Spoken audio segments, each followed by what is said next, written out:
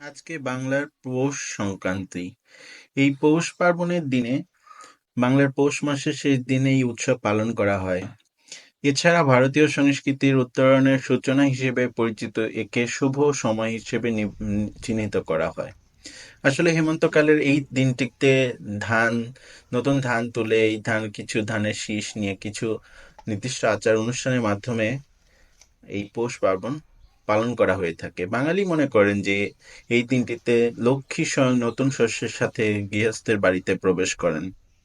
তাছাড়া পূর্বপুরুষদের মনে করেন নতুন শস্যের বিভিন্ন রকমের পিঠা এবং খাবার তৈরি করে তাদের নিবেদন করা হয়। সো এর সাথে সাথে পূজা পার্বণ তো রয়েছেই। ধানকে মা লক্ষ্মী হিসেবে আমরা মনে করি, তাই চালের গুঁড়ো দিয়ে লক্ষ্মীর পায়ের ছাপ আলপনা দিয়ে দেবী লক্ষ্মীর ঘরে আহ্বান জানানো হয়, যাতে ঘরে ধন সম্পত্তি বৃদ্ধি পায়।